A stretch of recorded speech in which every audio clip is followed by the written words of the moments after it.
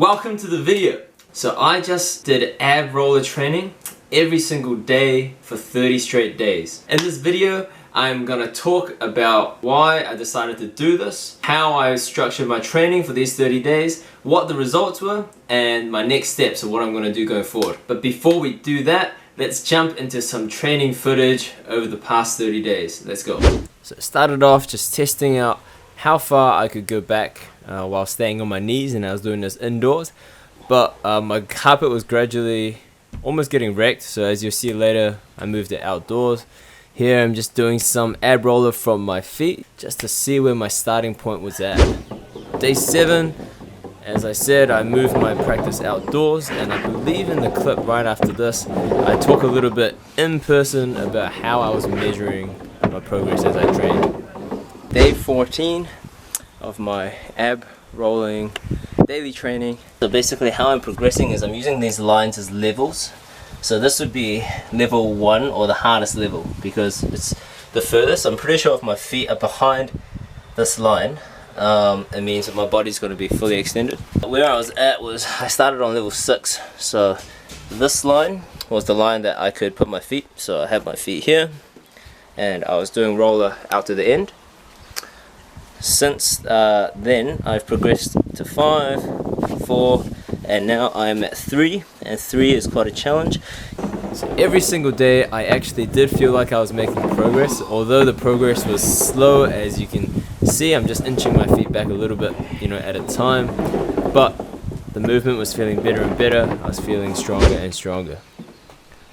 Oh yes, it's a good day when my dog Ponyo makes an appearance in the video. So this is day 25, and you'll see that I finished each rep on my tippy toes, and I think I'm getting pretty close at this point to doing a full body roller. My arms feel pretty outstretched at the end range, but I'm not quite there yet. So you might be wondering, why was that last clip on day 25 and not day 30?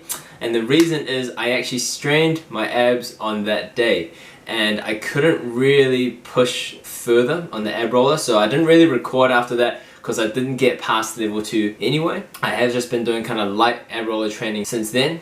So jumping into it, why did I decide to do this? Very simple. The ab roller is a great exercise to get a stronger core, to get a stronger hollow body position, which is important for a lot of other movements as well, such as the handstand, which is what I coincidentally happen to be working on right now. And getting a full body ab roller is just something I've always wanted to be able to do. I remember actually I was once asked if I could do a Superman push-up, and that's when you fully extend your arms and your legs and then you kind of push yourself up, and for the life of me I could not do it, and I thought I was a pretty fit dude. So ab roller, pretty much if you can do a full one, a full body ab roller, pretty much the same muscles as doing a Superman push-up. So that's one of those things that I've just always wanted to do. How did I structure my training? As I said, obviously I did them every single day, and what I did was I just did 3 sets of 10 reps. So initially I did 3 sets of 10 reps from a distance that I could do that wasn't going to kill myself. And once doing 10 reps from that distance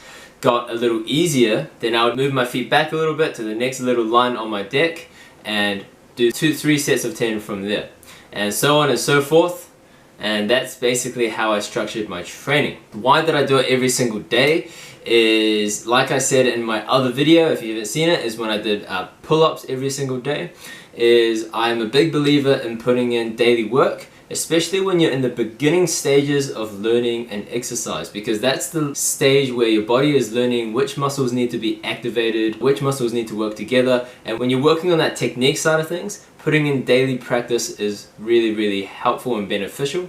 But now I'm at a stage where it's like, I think I've got everything down pat technique wise. It's just a matter of getting the ab muscles strong enough to sustain me.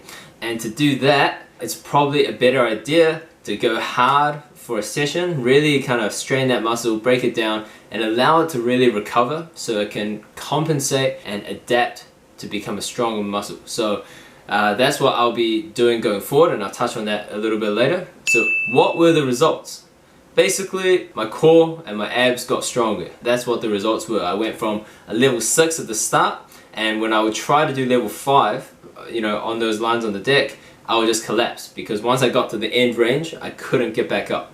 and I've progressed that all the way to level 2 and probably a little bit past that. So I've gone back a solid, that much probably. That's the key part of the results that I got from training. As far as aesthetically, it's a bit anticlimactic and it flies against the thumbnail, but there was no real difference, because as far as how your abs look and how your physique looks, a lot of that is to do with your body fat, and I've stayed fairly consistent throughout these 30 days. As far as the size of the abs, are probably pretty similar, but I know they are stronger, and I have seen a little bit more coming out of my obliques, and I think that's just maybe some of those smaller oblique muscles might have grown in size over the past 30 days. But yeah, if you want abs, you gotta get in the kitchen and suss your diet out. If you want more tips to do with that, comment below and I'll make a video to help you guys out. As far as next steps, I mentioned it before, but I'm gonna reduce the training volume, so it's not gonna be 3 sets of 10 reps anymore. It's gonna be 3 to 5 sets